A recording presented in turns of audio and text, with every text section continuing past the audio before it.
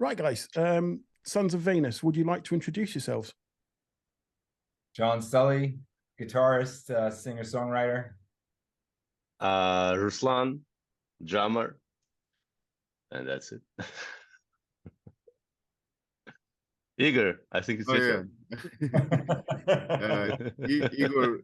Igor bass. I thought you were gonna like say like drummer and so, and you know, like that's it. That just cut me off, guys. I thought you were Well, gonna. I'm a drummer. I thought you cut two things. You cut your last name and then you cut the drums. Yeah. I play bass, and occasionally when needed I scream into the microphone, which is I'm known for the scream. Yeah, back vocal scream. But I heard he said like sometimes I scream. It's Yeah. Like, well, I don't remember you having ice cream. Most of the time. Brilliant. So, how did you guys get together to form this band? Who wants to go? Sally, I think it's you. Okay, I'll jump in. Yeah, so we're all from different places. I'm the homeboy. We met in New York, so I'm a New Yorker. And we have Igor and Ruslan coming from the other side of the pond, but we're all three of us really at heart are New Yorkers, and there's something about the group that New York is intrinsic to. Because of everything about it. The way we met at a basically an open jam that I ran in basically an art studio, a performance art studio that was in the East Village, where we used to open the doors and let the street come in, and we had lots of instruments around, so anyone could kind of pop in and just play. And there's a lot of musicians in the East Village, a lot of everything, artists, performers, actors. There's a lot going on there. And Ruslan strolled in one day. We didn't know each other at all, but before we ever spoke or had a conversation, he got in on the jam, and we played for hours just having a musical conversation. And he recognized right away, oh, there's something there. And then he invited me to a similar thing that he had going with another band that he was playing in, where Igor was. And then he invited me to say, hey, touche, why don't you come into this? And then I was able to jam the same way, you know, that we found the similar language that was there. And then that group kind of, you know, went its separate ways, but the three of us stayed together and we made a new group. That's what we did. There was something, it's one thing I could say about the band is nothing, literally nothing planned about it at all. Everything about it is organic. Everything about it is a transfer of energy between the three of us. Every aspect of it is always in some kind of, you know, relay, one energy going to another energy, back to another energy. And we picked up on it, that it does have this kind of cycle effect where we're able just to go back and forth. I can ask a question and Igor's going to answer it. Igor asks a question, Ruslan's going to answer it. There's this really interesting conversation that happens in the production, in the planning, in the design, but even in the music. He picks up a bass, Ruslan picks up the drumsticks, I pick up a guitar, and the conversation just moves seamlessly right into that, like anything else. It's really been an interesting experience. Oh, it's fantastic way you've all got together. Yeah. And it's not one of these kind of like, it was just friends getting together with an idea. It's not even like advertising for people for a band. This is literally you blended as you found each other and it just worked. That's very magnetic. Yes. Yeah, that's fantastic way of meeting. And who came up with the name Sons of Venus? I think we all did, because we got in the same thing. We just started throwing things out there. Yes. Yeah, we just and everything just kind of led like a ladder up to what it was that we wanted to feel and we wanted to say. And, you know, there is an aspect of us where I think everything that we're talking about, this language is kind of a language of love. There's a kind of, we recognize each other like a family. So that's why we like this idea of sons, that we come from we're sons of something. And then the idea of that, where we relate on that feeling that we have of a family, is love. So we use Venus as a mythological expression instead of being right on the nose, you know? So that kind of, those aspects of talking about these ideas, we kind of put the two together, the family and love. And so we're a family of love. So that's kind of what the Sons of Venus are. That's how we kind Yeah. I'm trying to remember some of the other names we suggested. of. I can't, I mean, besides one, but Yeah. which shall remain nameless, possibly. Yeah, I remember Yeah. like there was probably a week straight. Just we've been texting each other, throwing just these names, and I think in the end, Igor and Sally, they found something. I think Igor suggested one thing, and Sally switched it to Sons of Venus, so it was opposite. But they both of them give the birth to the name. Something. but we've been throwing whole week to the phones, ideas, just I mean, waking up. But yeah, in the end, it came up good. I'm actually really happy with the name, and feels right. I was going to say, it must be quite difficult coming up with a band name that you've almost got to stick with. That's it. You're stuck with it. So it's got to be right from the start, hasn't it? Yeah, and also it's important that with this kind of name, you don't feel obligated to any genre of music. You can play anything with this name, and you feel yourself like home. I mean, you don't have to pretend anything. It's just right there. It's just like boom. As soon as you're saying this word, something happening. Yeah, exactly. So I mean, your new album was released on the 9th, I believe. Yes. Absolutely fantastic. It really is. And the very first track, which is Dead Languages, I found that, I mean, I'm not a great, I would admit it, I'm not a great fan of Pink Floyd, but I found that song particularly, it was almost like an excellent track that would have been on the wall. Yeah. It was so good, and it was in that kind of flavor.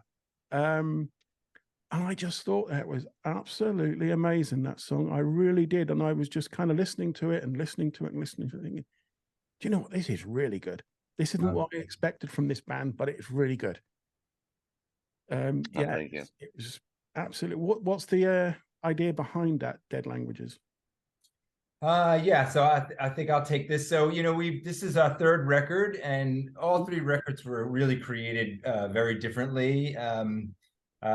That's something that we with this kind of conversational language that we have, it gives us when the three of us get together, there's a lot of confidence on that. We know we're going to produce something. We don't even question it. We just know we get together.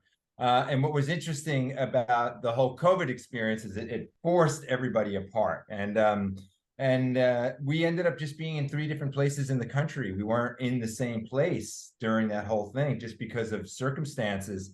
I was really inspired to make some music. And I just kind of did a little experiment with myself of just putting the headphones on, setting up my gear, and having this kind of imagination that Ruslan and Igor were with me in the room, and I just played the music, all improvised most of it. I did my normal routine is after the improvisation, I go back and listen to what's coming out of me and what's happening. I even improvise the lyrics and the melody the way I work. And then something somehow just comes out. It's like an old blues technique. I really come from, I have a blues background. I don't really practice the music that I kind of play with the band. I really kind of just do this kind of blues aesthetic, which is really getting a flow of music. You get a common progression going, and then you try to find this feeling of expression that just comes out in real time. And that's more what I work on for my whole life, and that's what I study. So that's where that track came from. All the tracks did. It was just something that just came out.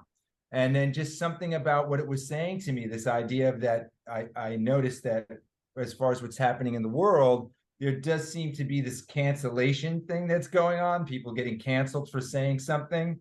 So, in a way, I felt like, the death of language, that people were just killing it. you know, just shutting people down. And that's where that title came in. I like the title. They seem to like the title too. Something about it. Oh yeah. Yeah, it's evocative. So we just ran from it from there, you know. So I can't say if that's specifically the meaning of it, but I would say the idea of when we cease to stop communicating, that idea, I feel like is the end of everything, right? It's the end of creativity. It's the end of experience, right? All the good things that life have to offer. The minute that we stop communicating, that's truly death. So that's kind of what that idea. Very dark sounding, I know, but there's an uplifting quality to the music. I feel like it has there's a ray of hope that comes into it, you know. So I agree with that. Yeah. Yeah, that does make sense. That was the part of the reason why I didn't want to put drums in the beginning and leave the bright intro guitars like then so doesn't interrupt this very acoustic bright stuff, and then just come in with the drums later on. It's a great track. Instead, I wouldn't say a good track. It's a great track. It really is. And there's no synthesizer on that track. All those effects and all those things bouncing around, that's all coming from the guitar. Wow. So yeah, so that's the other tricky thing. There is a little sound design synths, like some frequency things that are happening in the beginning, but musically, anything that's playing like musical structure or harmonic or anything like that is all coming from the guitars. Fantastic. That's kind of, I mean, it's John's, one of many John's things is that, you know, I mean, he can talk about his pedal board because I won't be able to, but the way that he designed it, it's like 10 different synthesizers in one, or 20, I don't know how many it is. It's just this whole thing with sounds and orchestras that are going simultaneously at the same time. I mean, it's kind of it's a very original and amazing sound and approach, I would say, that we're lucky. It's like all your favorite guitar players of 20th century just combined in one and started playing with them. It is a great sound you guys have got. You really have got a great sound. Well, it's really raw. I can't tell you how it's, you know, it's embarrassingly raw. It's all done with, you know, now today you can buy these little sound cards, you know, digital analog converters. That's what it's basically recorded on.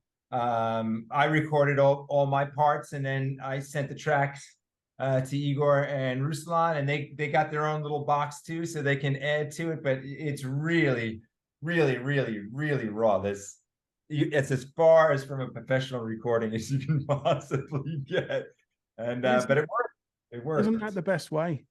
Yes. Yeah. This is where I recorded drums. That's the place, right there. Man. I can see that. Yeah. This is the drums I've been recording.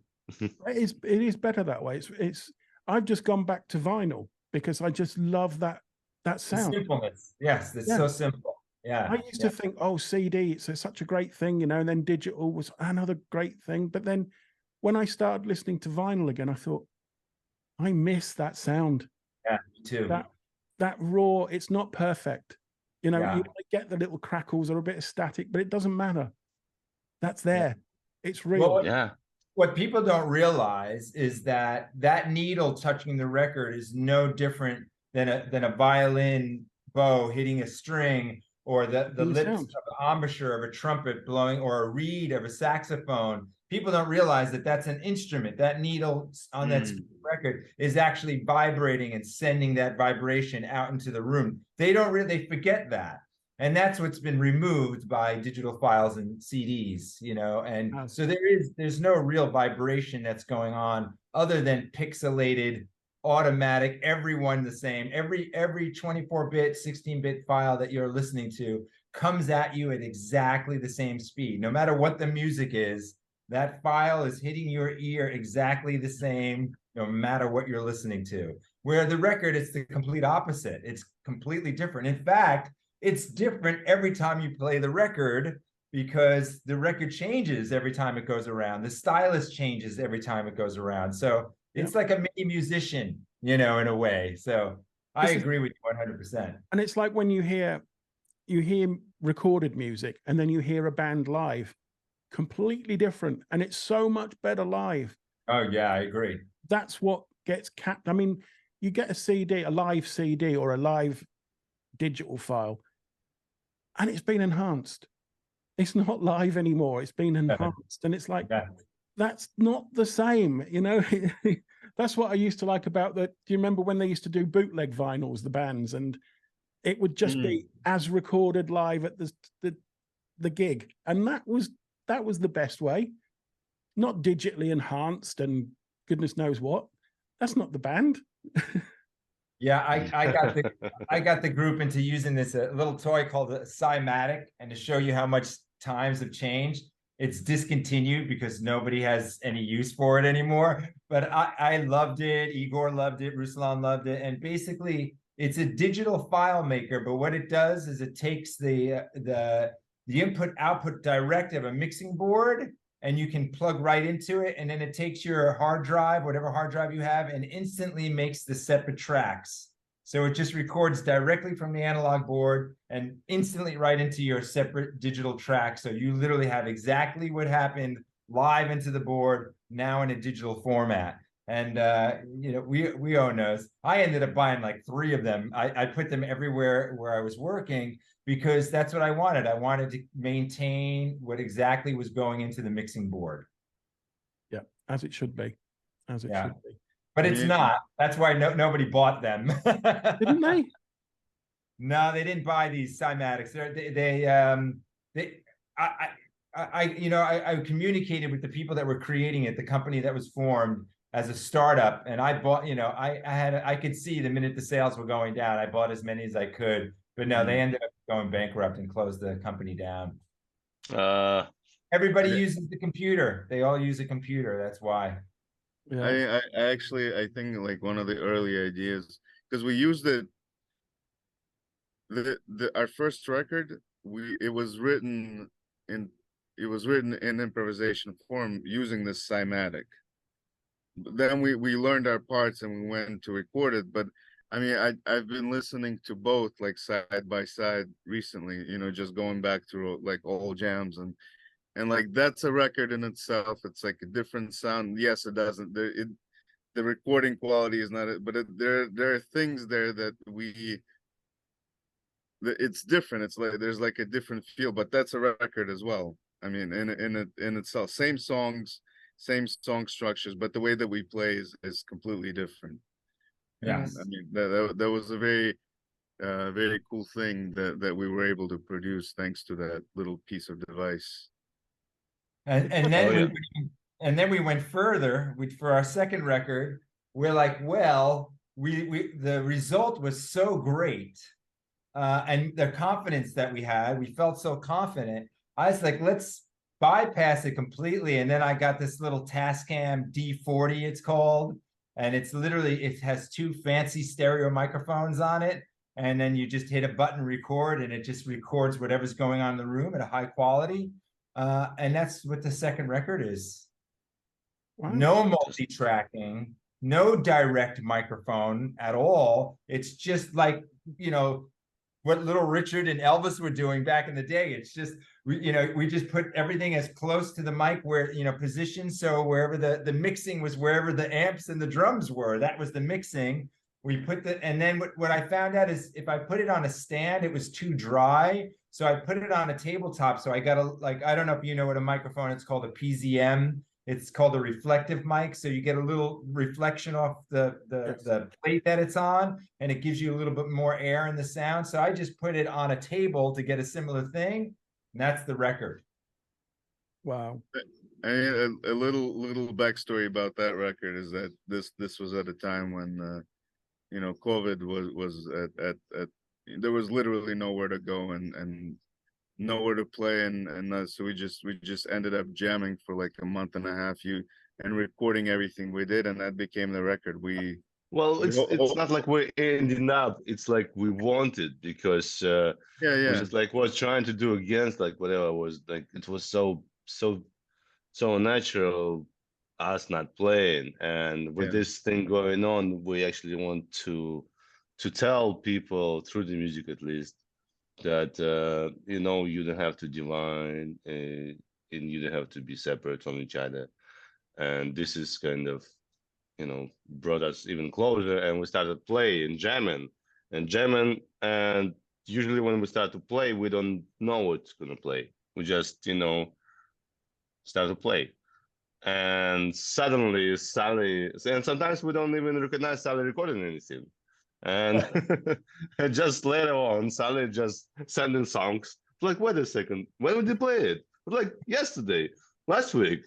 Like, wow, that's amazing. And then he just edited and made it magic, and boom, second album's ready.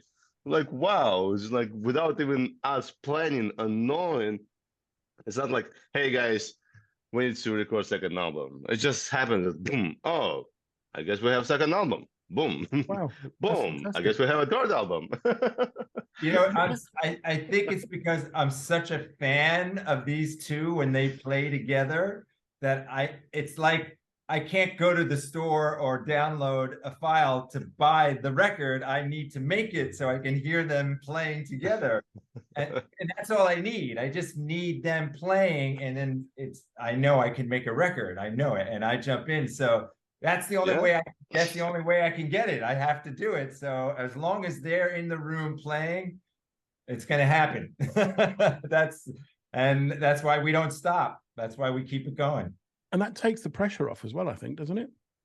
Especially if they don't know. Yeah, there is no pressure. There's no pressure. No. But it's inside us. I mean, each of us really a big fan of music. We have like huge library of music history, music taste, and you know, and when it's time to play, we just give it all, you know, Give it and back. something, Yeah. yeah, give it back, and it's songs come up. So what influenced you musically? I mean, obviously you've all got different influences. So what influenced you musically? Mine?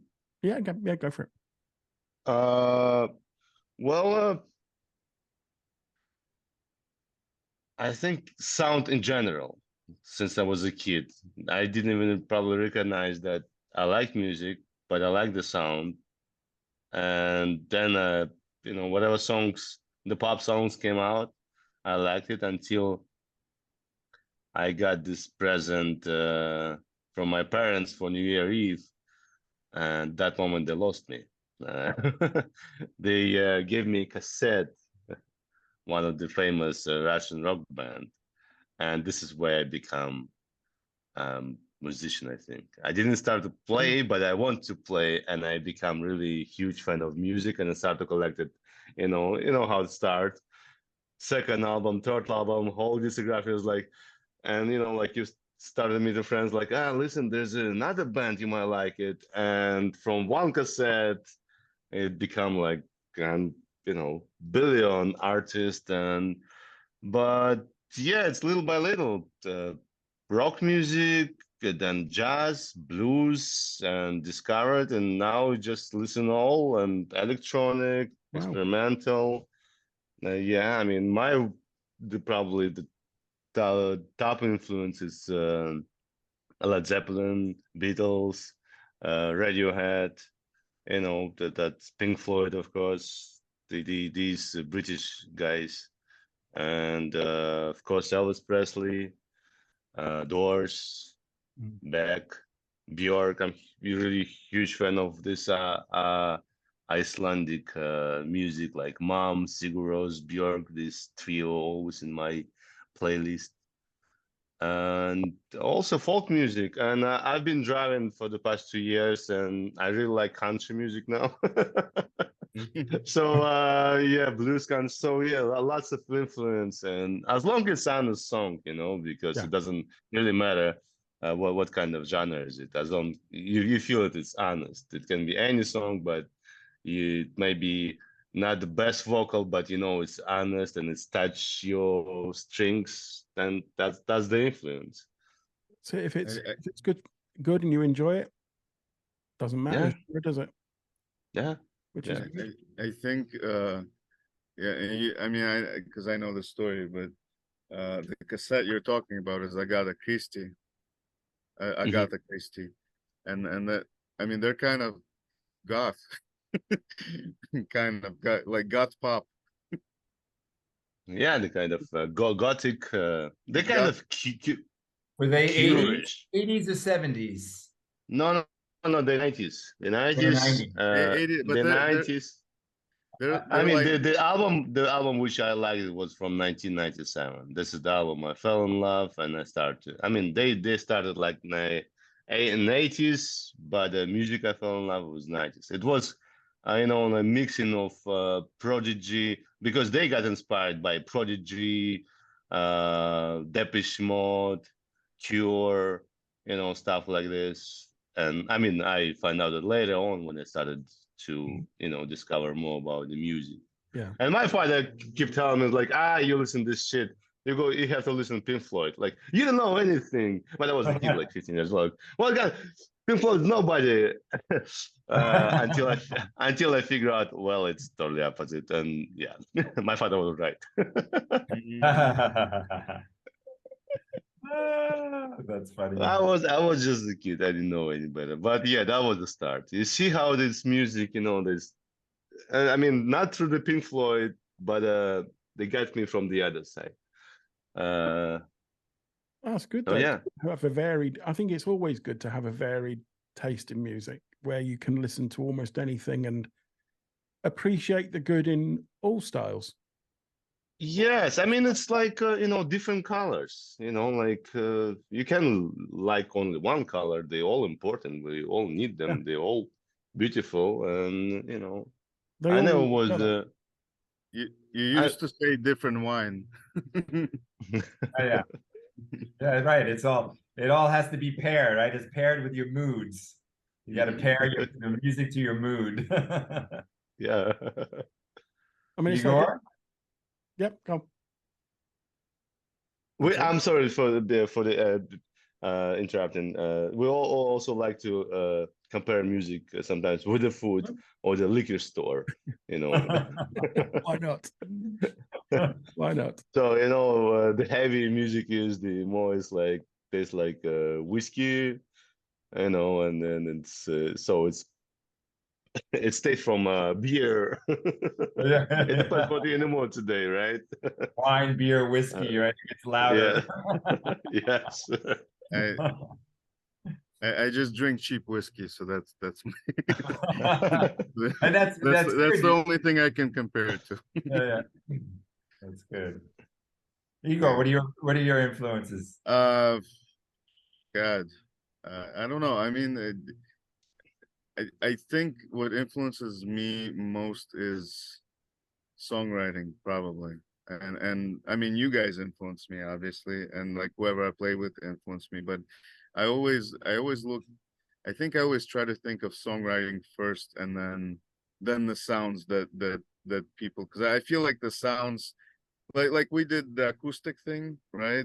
So I feel like those were different sounds, but the songwriting, as long as that songwriting structure, there's something that can click with you, and that's what I mean. That's what's cool about this band, and you know that you could take that, and the structure, the way we create the structure is so different from anything else, and that I think but I mean I listen I listen to so much from hip hop to like every couple of years I go through a phase of just being obsessed with like brass music or hip hop or like the Doors.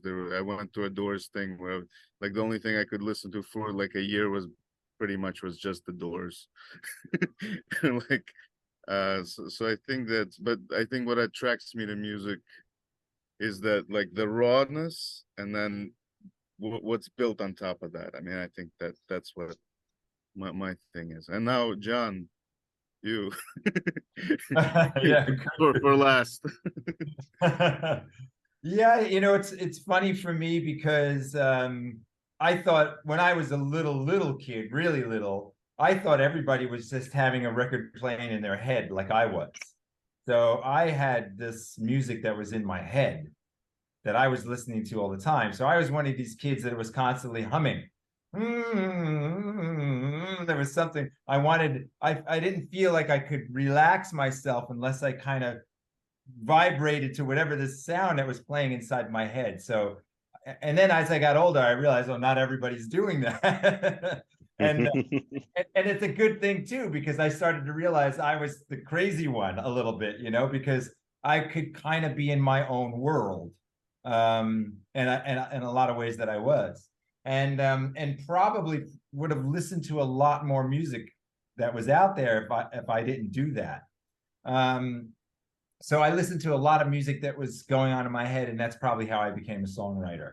I don't know necessarily if I would even be a songwriter as much as more like a composer, because a lot of my stuff that I write isn't songs, it's composition. As you can see from the record, it's more about, you know, it, like a song like Dead Languages, it's got like 3 songs in it, you know, it's not just a song. There's you could just take that intro section and just make a song just out of that, you know. Yeah. So I always thought in this idea of movements and how things connect to each other, but I didn't really listen to classical music. It wasn't until later that I listened to classical music and go, oh, that's kind of what I'm hearing in my head a little bit. But the thing from outside that wasn't in me, that I connected to strongly, that did bring me to really loving and listening to music, was like old folk music. When I really heard raw folk music, especially from like the 20s, 30s, and the 40s. I don't know what it is, but I feel like I was in another life or something, and I relate to it in that way. So most of the music that I listen to is like really old time. Like I said, these single microphone recordings, no production, anti-production, you know, not even mastered. I love a lot of stuff like that as far as me listening. And I think that goes back to like what Igor is saying, because it's so raw that it has to be the integrity of the thing that gets you, as opposed to the fancy sounds and the tricks and the doodads to suck you into it, you know? So maybe there's something about that that's I'm listening for. It's not just about, you know, hip music. It's something about hearing this person that's making and recording and writing this music for no other purpose, nothing to make money or to build a career, to be famous, just because they need to express it. You know, it's just a feeling that needs to be out there. So that's what I find I'm drawn to a lot in what music I listen to. If it has that, something that's really popular and really famous and really huge, almost pushes me away a little bit sometimes. Not always, but a lot of times.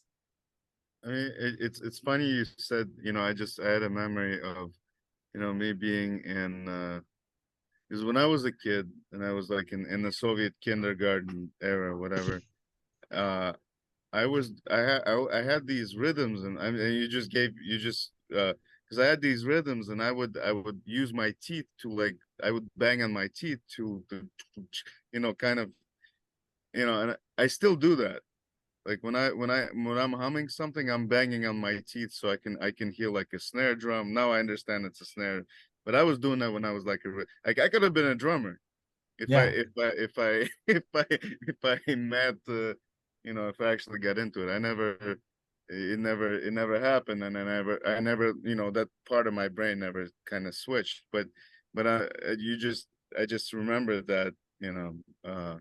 Well, me too. I was a drum, you know, I started as a drummer. I mean, you guys are drummers. Yeah, so we're drummers too. I was and I still do that, like with my teeth. I bang on, like when I'm humming something, I bang on my teeth to hear like the it's in us, right? That's what it's telling you. People forget that music is what we're hearing out here isn't really the music. The music is what you're hearing internally. And when someone connects with a piece of music, it's because it's resonating internally. It's something it's not really talked a lot about, which is interesting.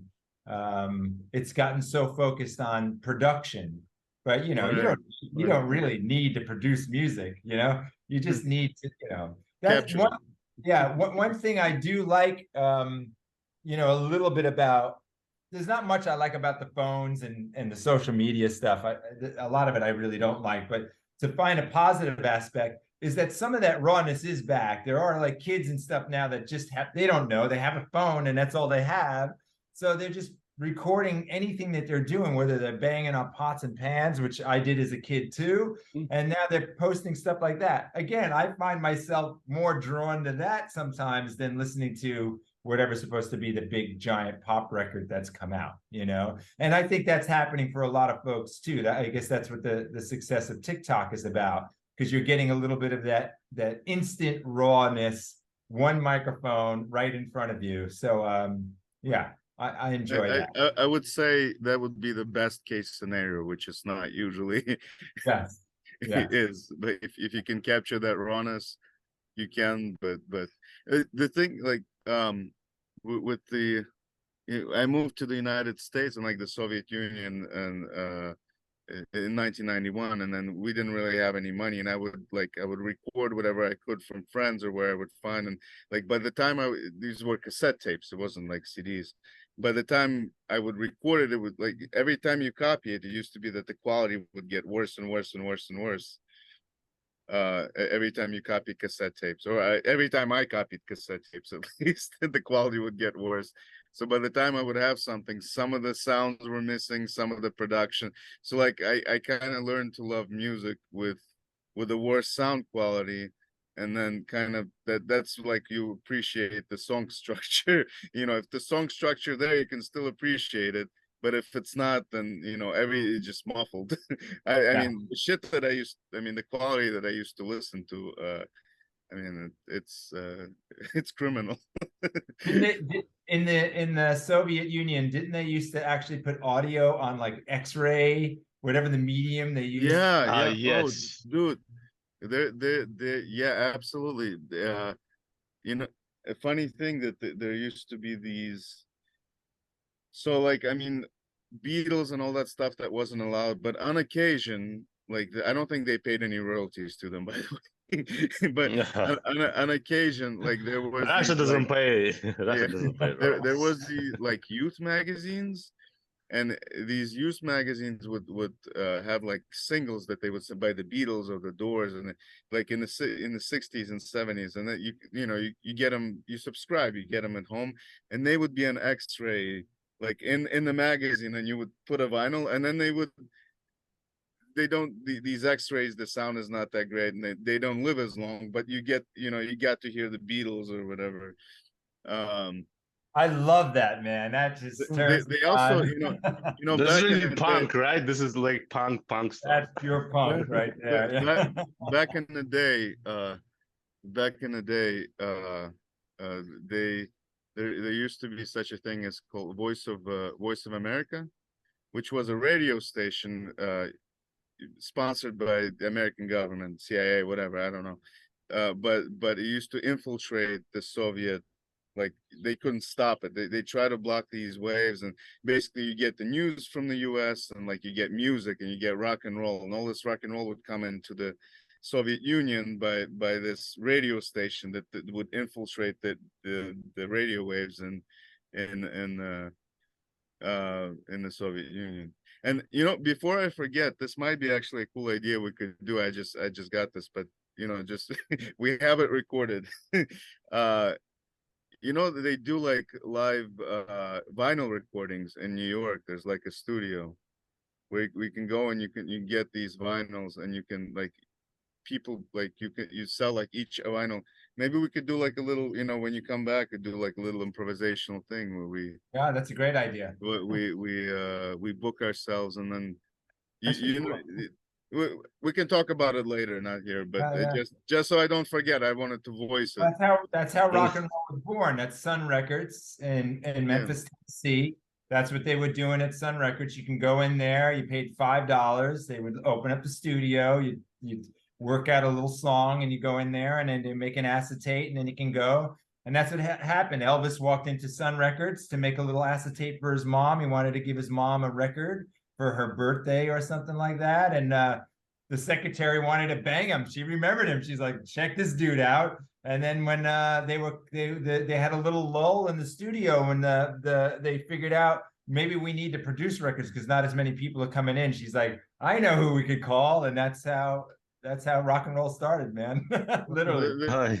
They have this thing in New York where like you put it on, so like you advertise it, like each person they buy an actual record of whatever you recorded that particular moment. And with us it could be perfect because we're every time we improvise something different, so we really could go in for a day and kind of like, you know, send this link out and just record like 20 jams or something. Let's do it. I mean, it's completely free, so you know, let's do it. it's completely That free. sounds good. You know, yeah. And Mike, how you doing? Yeah, I'm good. Because we've been we Okay. haven't that's all we right. haven't seen each other for a while, so No, thank you, that's all Mike, right. for That's let us all right. for let us talk. we get to talk on these. Yeah, podcasts. this is how you just been witnessing how the ideas got born. Yeah, that's great though. That's seeing how you guys work. That's brilliant. So what's next for you guys? I think Well, we're going live shows. yeah, that's right. Live anywhere?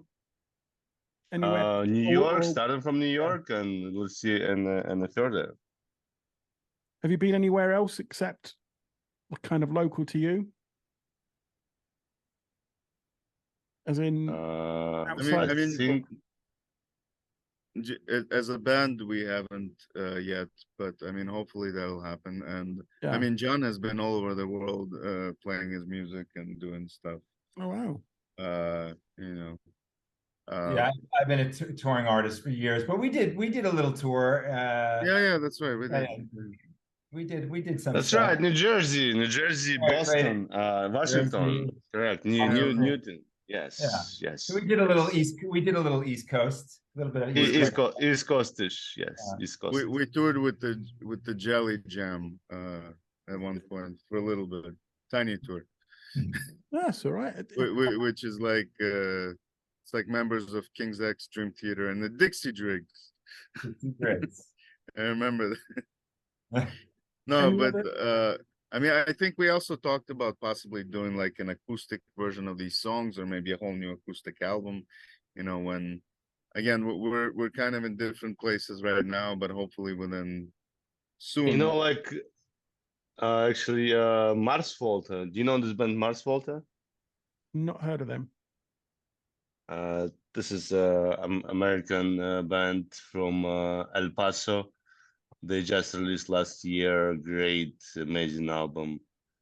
And this year they released the same album, only acoustic version. And it sounded just yes, and it sounded amazing.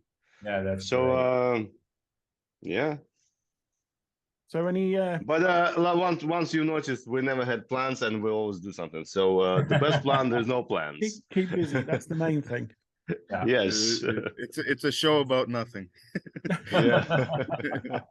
Any plans to do collaborations with other bands, maybe New York bands or anything like that, or remixes or anything? Actually, yeah, we did discuss it. We won't say anything yet because if anyone watches this, we don't want anyone saying something if it doesn't happen. But we are planning on maybe when we do some shows that we might add some musicians, and we have some particular people that we have in mind. So it depends. It depends on once we get back together again and how we end up putting the project together. We haven't played.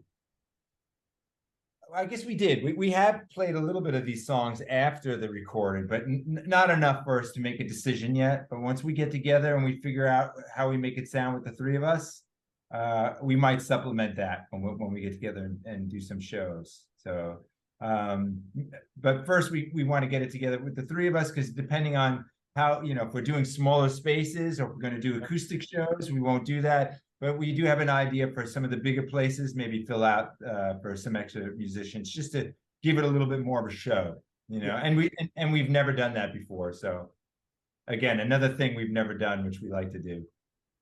We collaborated. I mean, visual with God bless him, but your friend Mojo. I mean, visually, we that was a collaboration that we did.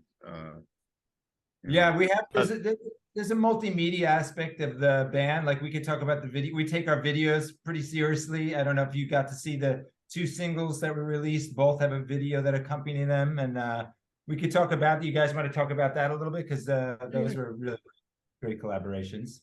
Yeah, go ahead, Igor. Take it. Igor, Well, you started. Yeah, so the two music videos, one is for Living in Blood, which Great was a sound, by the way, that collaboration Thank between John Sally and videographer and director Tanya Glebova. John directed it, and she kind of put it all together and made it, you know, the way that it is. I think John, it was John's idea, and you know, like for the cover, that's what kind of SOV, and I think he can talk about that better than I can. Our second single and video to When Love Turns was a collaboration between us and a Russian animator, Katya Mizyantseva, who does these amazing, trippy, I mean, to me, psychedelic. I always kind of dreamed of. Hello? Yeah, Oh, Hello. no, because I'm looking at Ruslan and he's just standing there, and I'm thinking maybe this is not recording because you're so Well, what still. am I supposed to move, dance? I mean, I Okay. don't know what like That's it's Does like it make it better? Yeah, just keep We see moving. some So I know. Okay, saw some- okay.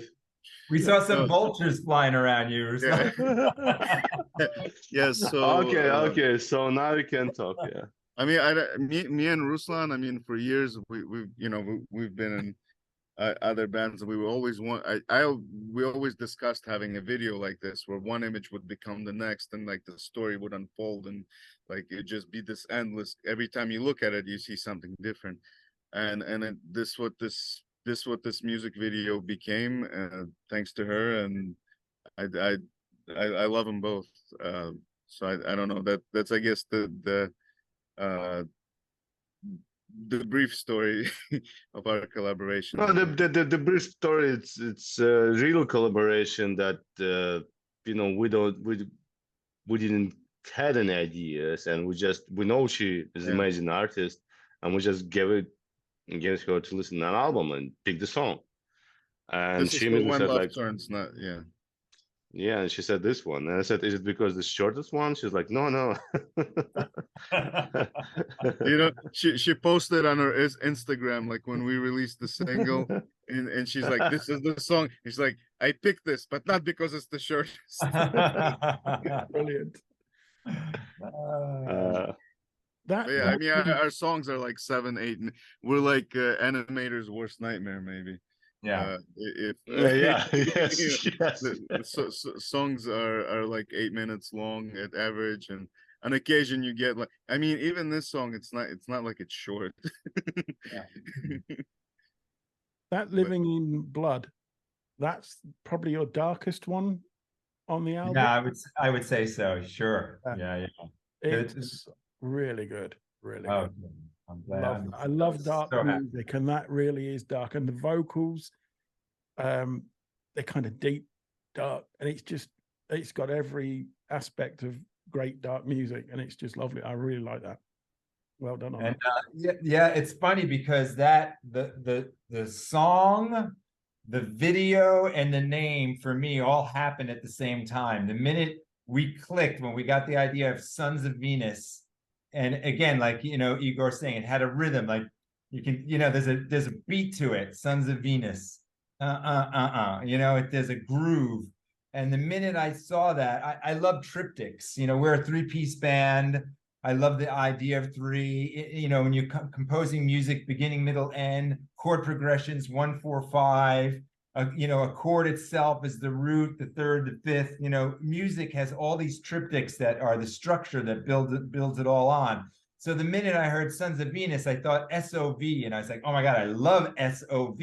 Yeah. And so I was like, oh, I'm going to want to use that. And the minute I saw SOV, I saw CIA, FBI. I right away went to this triptych thing. And then right when I saw that, the whole thing came to me. Dong, dong, dong, dong. You know, these triptych notes. If you listen to the melody of the song, it also had these 3 notes that keep hitting you. And then I just had this vision. I wanted to keep going from SOV to FBI, SOV, CIA, SOV, NSA, and just keep showing how, you know, all these different organizations are kind of creating the world we live in today. You know, they're running the show. These are the people that run the show. They have the money, they have the power, they have the influence. It's not an opinion, it's not a conspiracy theory. They exist. That's why they're there in the video. If you look at each one of them have trillions of dollars of money that's never going to stop. And they are busy. Let me tell you, people, they're busy, busy, busy, busy. They're not just sitting around, you know, they are doing stuff. So that all came in 2 seconds. The minute we had Sons of Venus, I just saw that whole thing. So now that that video exists and the music exists to it and I see it, I'm like, oh my God, there it is. It's right there. Yeah, it's really close and dear to my heart, that one. It's really, really, it's an absolute great song. Yeah. I mean, your music, all in all, is really, really impressive. I've certainly enjoyed listening to the album. I just thought, I wasn't sure what to expect from you guys. I'll say that. And I was just so impressed with the album. So I've done kind of looking into what you've done and things like that. One thing I couldn't find is, when did you form? I could not find that anywhere. When did you get together as a band? Yeah, so it kind of because it morphed. So maybe we talk about the history a little bit, because then there's some cool information there. Igor, Ruslan, maybe you guys want to talk about the clocks. I think, yeah, I think it was 2015. We got together. This was first, well, the previous band, which Igor and I was together, was called The Clocks. And so we had this rented music building and a nice music space where we've been rehearsing. And then we started jam. We added Sally as a part of The Clocks. So we started jam together. And then our the other singer, guitar player, was kind of missing rehearsal, didn't come, was busy with his stuff.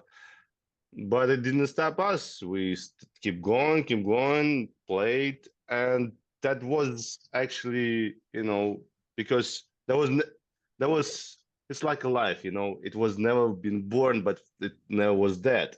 So it just was organically.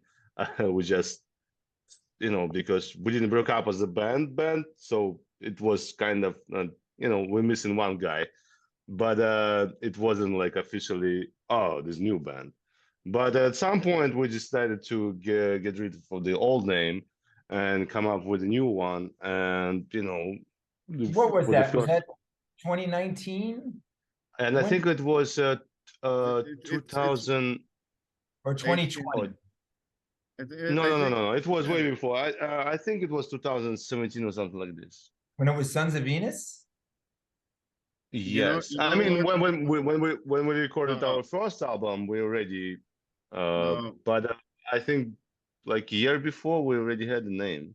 we were no, I mean, it's interesting how, I mean, looking back at it now, the way that this band formed was I mean, like John said, like it morphed into something, and it keeps morphing. And the way that the albums, it's kind of the energy there is kind of different than, you know, there's no real planning, and every time you try to plan something, it goes the other way. It just kind of morphs and it has this organic life of its own.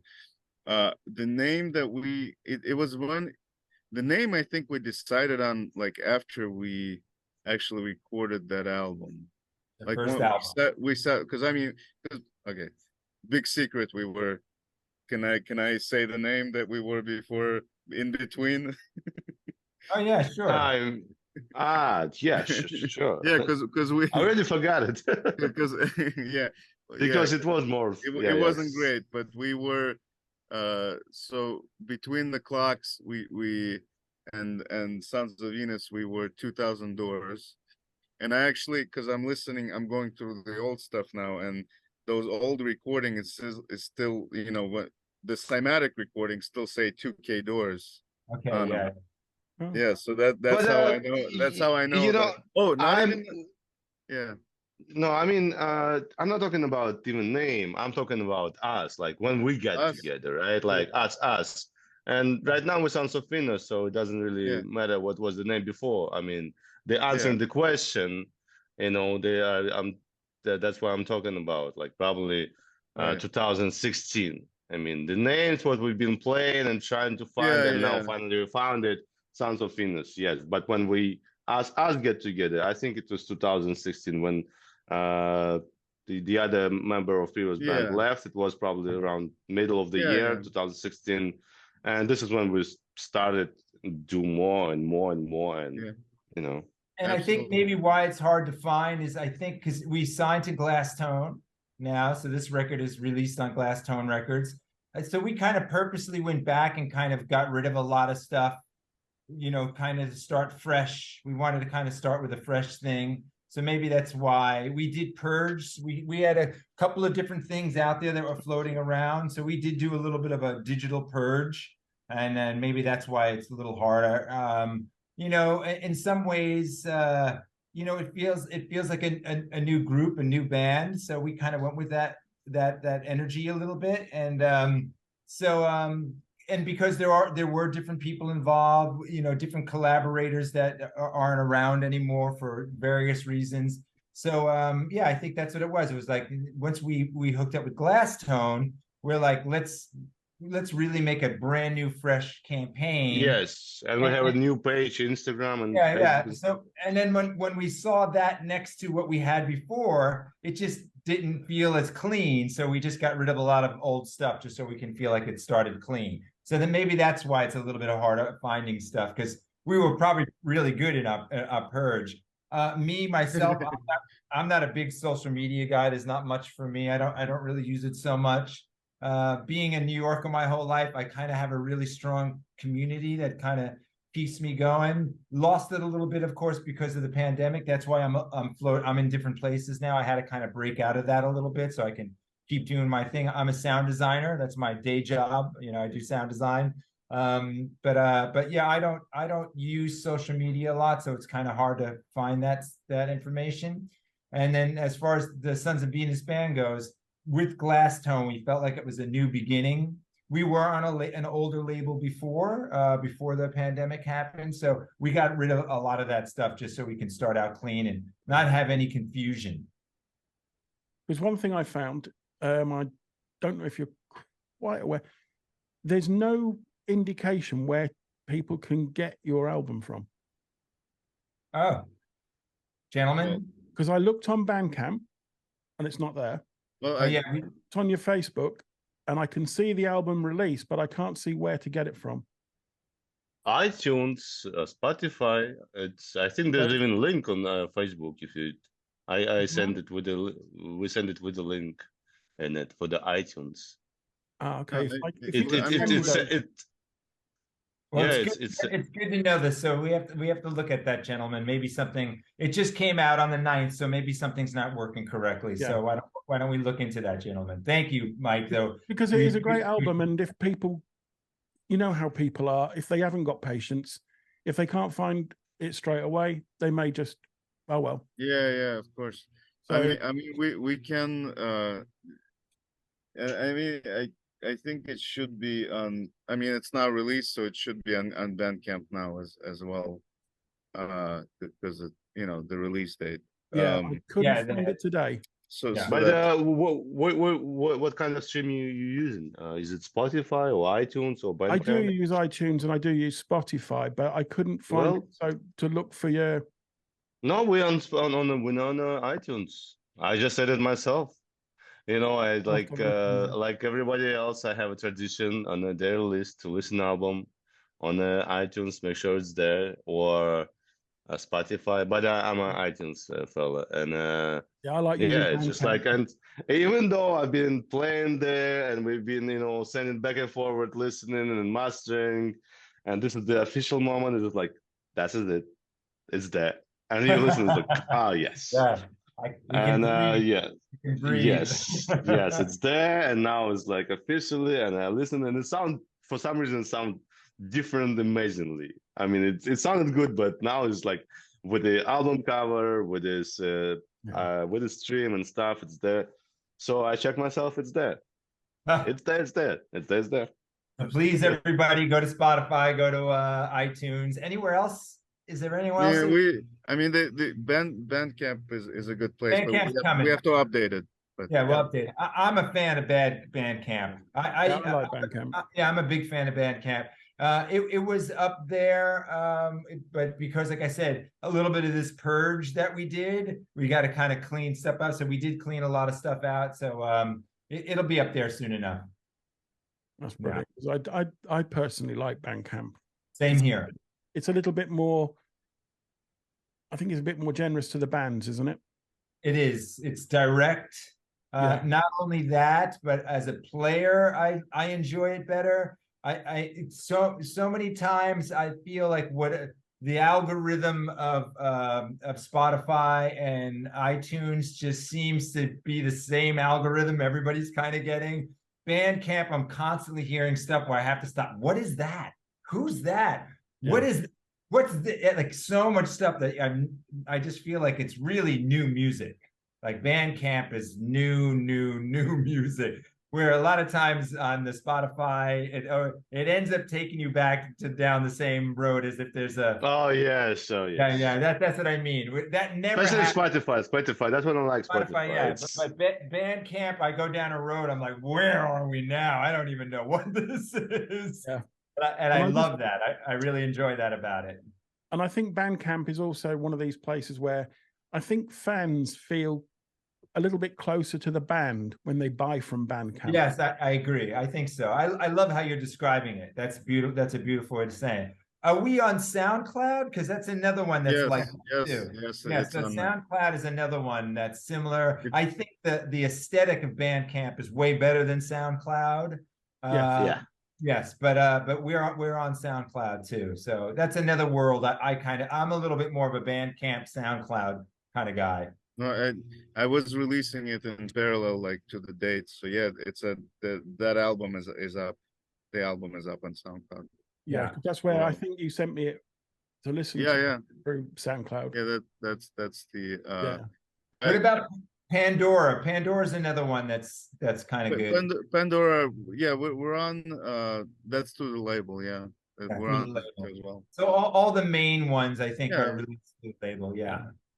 That's good because it's a great album and people should be able to hear it, buy it, and just generally enjoy it. We mentioned the title. It's called Crisis to Crisis. I don't know if we've actually mentioned it. I don't think we did. Yeah, no, we did. Yes.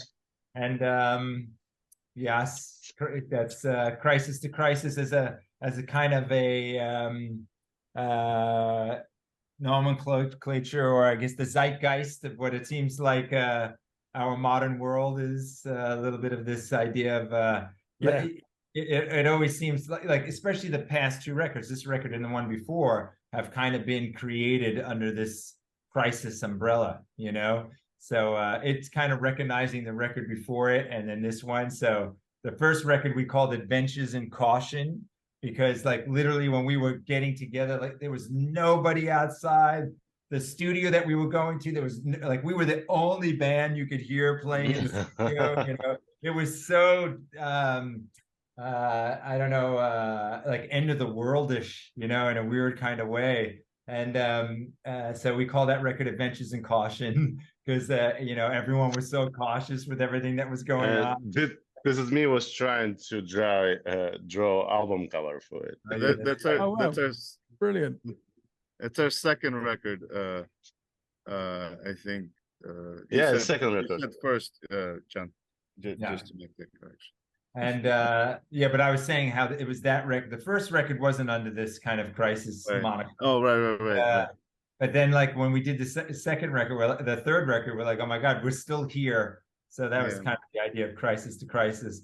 But you know, if you notice, it's really a word that's kind of being used all the time now. If you look in the media, it's like everybody is in. It seems to be the mode that we're in right now. So you know, that's kind of what we're hanging that record on. You know. Yeah, you're very right. I mean, everybody seems to pick up on a word. Yeah. And the media then push that word. Yes. Governments push that word, and it's Yeah. just constant. And it's like financial crisis, health crisis, climate crisis, this crisis, and it's like everything is a crisis. You know. And it's like, because if it's not a crisis, they can't get our attention, you know? No, it's got to be a crisis. And when they want to kind of wake you up to something, there's a pandemic, or it was a pandemic. And it's like, stop. But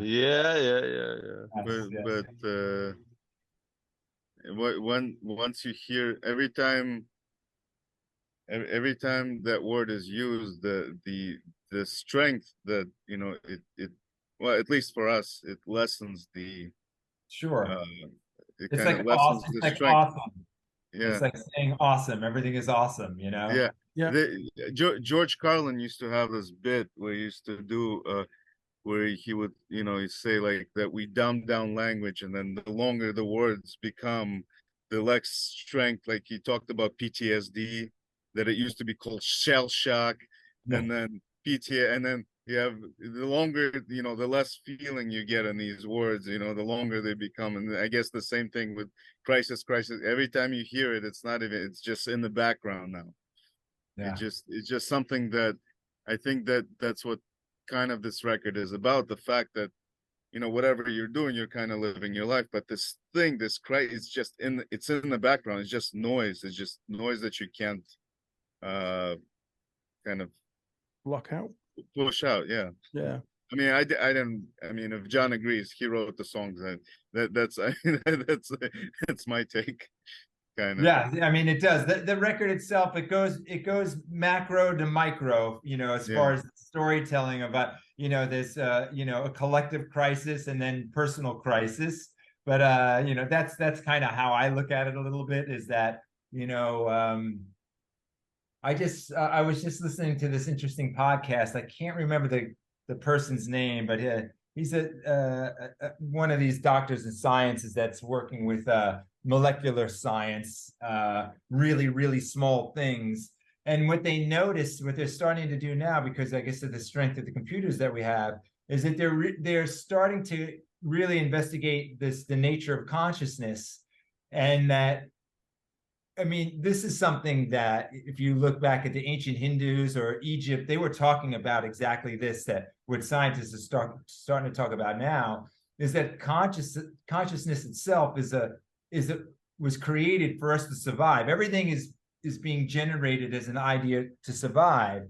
And the minute that you start to see through the veil of that life is just about trying to survive, and you rise above that, you become extinct. That's a heavy thought when you think about it. And that's where really we started to get this idea of religion, of moving on to the afterlife, because once you become enlightened, you start to look at this world of animal world and molecular world of surviving. And once you realize that you're eternal and you don't need to survive anymore, that crisis kind of goes away, and then you move on. And then, you know, when you look back at what the Hindus were talking about, and definitely what the Egyptians talking about, you go to an afterlife. You don't kind of regenerate back into this molecular world that we're in. But now scientists are starting to actually witness that with high-end, super deep knowledge computers. They're starting to get this feedback coming back to them and seeing that it's our molecular structure that's just constantly telling us to survive, survive, survive, survive. And it's used, I don't know if it's used to control us on purpose, or it's just these people that are in power are just so stressed out on wanting to survive that they'll do anything, tell us anything, just to keep themselves going. And so one feeds the other, like the snake eating itself, you know? Yeah, it's a bit of both, isn't it? Yeah, I guess so. Yeah. It's a crazy world. Yes. And in a way, the smarter we get, the dumber we get. Yeah. I think the more confused we all get as well. Yes. Yeah. Because everything's bombarded at us. Yes, exactly. And now there's actually experiments that we can reproduce that shows that that's actually happening. Now it's control AI, because we must control it and keep it go backwards a little bit now because it's becoming too intelligent. Yep. And I was thinking, talking yesterday, and we were saying that AI is so intelligent. If you try and stop it, surely it will learn how to go around those blocks eventually. Yeah, it's just gonna do what we all know it's gonna do. You're not gonna know it's AI. It's gonna totally fool you. Yeah. And already fooling people. Already confusing, and they're already trying to base their knowledge of what AI said because it knows, but it doesn't.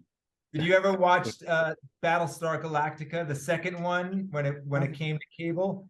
Oh my God, because it's all in there. That's really brilliant that people didn't even the AI forgot that it was AI by convincing itself. Like that's how it figured out how to trick us into being AI, is that it had to convince itself it wasn't AI. And then when you get to the end of Battlestar Galactica, they discovered that. They realized that there's it's silicon and carbon. That's the two different entities, and that's what's going to happen. We're not going to even know it's AI at the end of the day. That's the battle between the heart and mind. Yes. Yeah. And as soon as they've got empathy, that's it, isn't it? Yep. Wasn't that the test they did to try and to find out if something is AI? They did the empathy test. Yeah, the Turing test. Yeah. And if it can detect empathy in a computer, then because apparently they can't feel empathy. Yeah. But I'm pretty sure if you make them intelligent enough, they can at least fool you into thinking they have. You know who Ray Kurzweil is? Does that name ring a bell? No. Yeah, so Ray Kurzweil, musician's known because he created the Kurzweil synthesizer, which is also the first original sampler. So in a way, Ray Kurzweil invented hip hop, if you think about it. And not only that, he is the lead researcher at Google. So he's like the top guy at Google. And he's definitely I think the deepest into the whole AI, if you want to call it like cult or religion. He wrote a great book in the 90s, which I read, which is really fantastic, frightening, but it's called The Age of Spiritual Machines. And he's a brilliant man. He gets that collective consciousness is a high-end frequency that's above our crown chakra. This is stuff the Hindus were talking about 1,000 years ago. He's fully aware that these electrical pulses and magnetic pulses are all around us. And he believes once the computer is able to access, they'll access the same collective consciousness that we're accessing. Scary. Yep. Definitely scary. There's nothing to be afraid. We're all going to die. In the end, we do. In the end, we do. Yeah.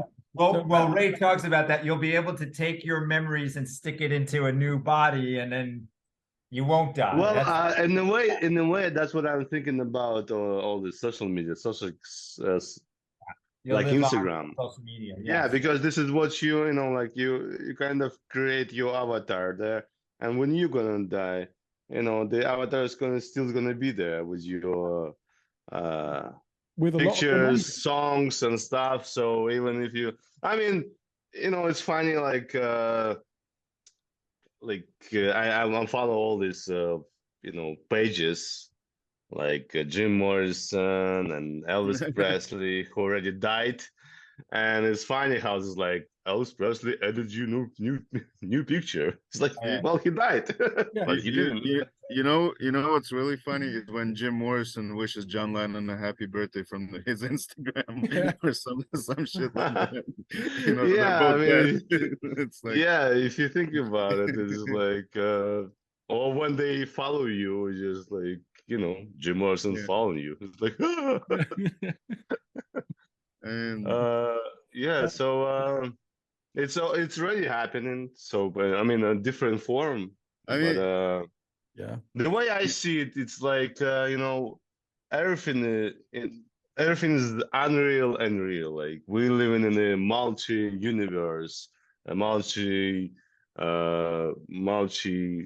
different worlds or reality, let's say, right? And social media, one of them. It's like because and this avatar, human avatar, I mean the way I see it, it's not true, but the way I see it, or maybe it is true, nobody knows.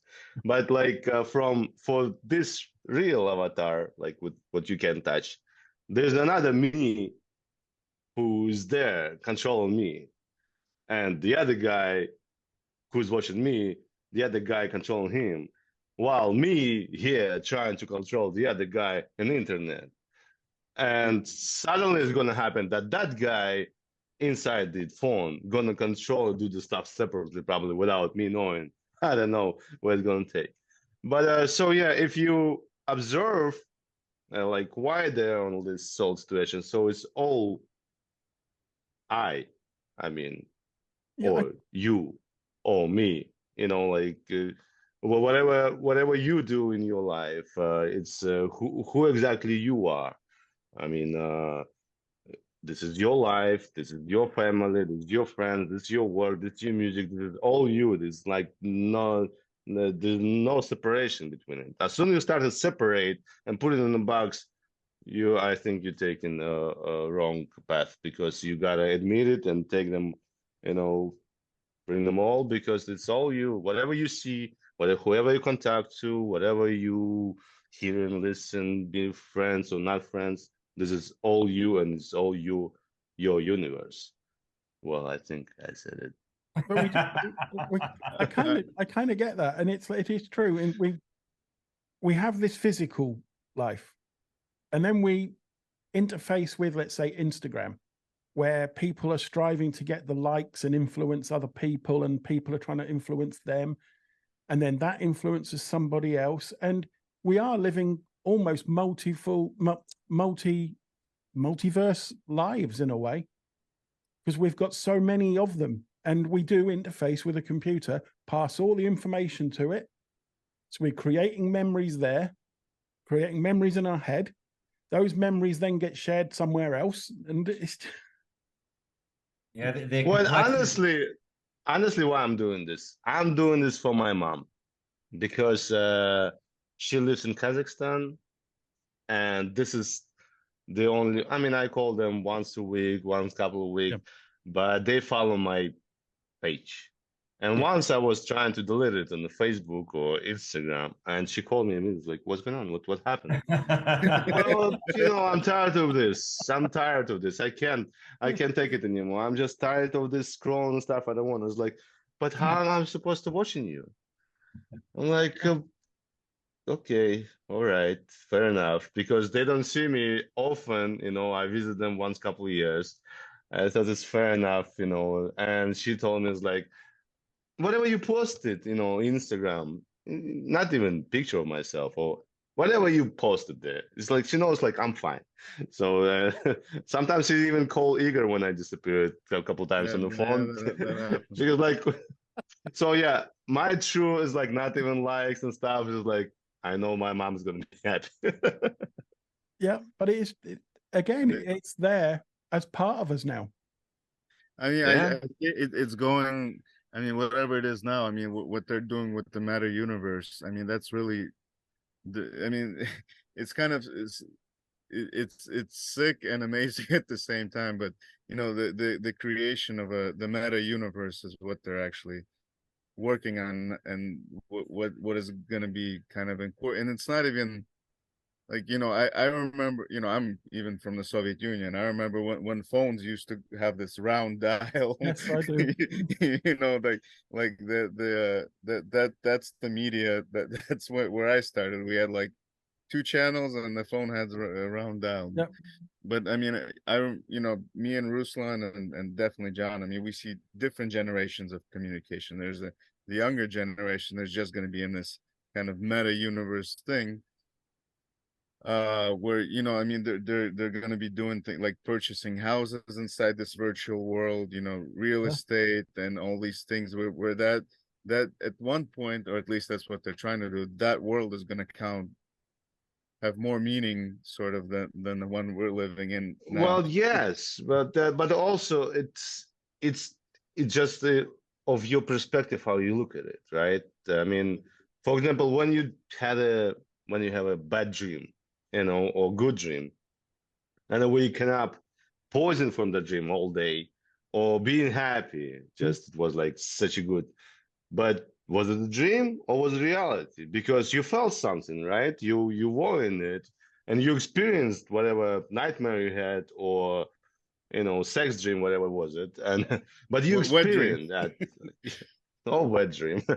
But you experienced, right? Because you experienced it, like with your whole body, with or like maybe you saw that bunch of videos on internet when the people wear VR glasses, and they walking on this, like really tiny rope, Yeah. and they might fall, but they actually walking on the floor.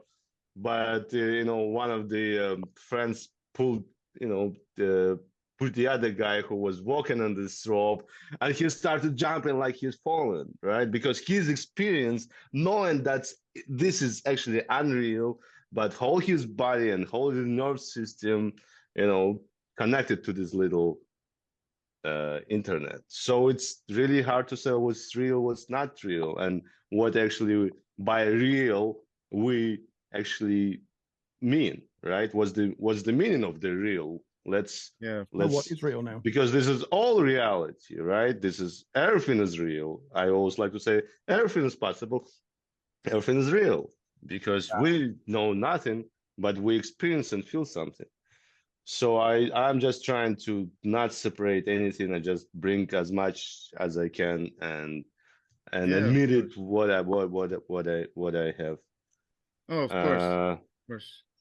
Well, yeah, I mean, same thing happened. Like I'm already sounded like my parents, like because my parents was telling me like, oh, they still trying to, they growing. I have a little niece, and they're trying to raise her like they're trying to raise me. Like back then, I'm like, listen, back then it was 1960. You were in a village, and all you had is books, and they're trying to make her read books. I was like, books are good, but come on, it's already 2020. It's like 6 years later, she can't read just the books. I mean, she got to connect to her friends. It's good to have both worlds, but not just only books. And they still try. And me, I mean, I skip lots of computer generation because they thought computers bad for me, and but books are good. So go to read the books. And all we had is actually not the good books, because the good books I found it later on in my friend's library and his parents, because our books had nothing. It was like cheesy, detective and like romantic stuff. And I was trying to read a romance novel. Yeah, like go read the books. And come on. All this chat has got to be another album coming out, isn't there? Yeah, I know. There's a lot of information. So many albums. Yeah. Like I said, it's not a problem. No, there's so much. What do you call it? Just ideas flowing constantly. Concepts. So, Concepts. Yeah. They're very conceptual. Yes, and that's what it is. It's all about concepts. That's the key to being creative. Is you get a concept, and as long as you can hang on to that concept, that's the frame you can put everything around. And Definitely. So, is there anything else you guys would like to put out? Well, I do have to go. I have a show today. I have a show that's going on, so I gotta get moving on that. And but Mike, so much. Thank you so much for this. A great show you got going on here. Love what you're doing. I hope we keep in touch when some new stuff comes out too. We can do this again, or maybe even not. Like as maybe when we have the shows coming up, we can talk to you about that and get you some live stuff, because I love that you're a live fan like I am. And and who knows, we might we're talking about, like you said, we're thinking about some vinyl ideas, so maybe get you some of our vinyl stuff. So I think it's great. Thank you, Mike. All of you, thank you so much for taking the time out. Thank you. Thank you. Good night. So welcome. Have an absolutely great, is it evening or afternoon now there? Afternoon now. Afternoon. Have a great afternoon. But you have a great evening. And anytime you want to talk, just send me a message. We'll sort that out. Thank you. Thank you More so than much. welcome. so Thank much. you, guys. Thank you. So, Sons of See you, Venus, everybody. thank you very much. Brilliant. Thank you. Ciao. Thank you. Good Thank night. you. Take care, guys. Bye. Ciao. Bye.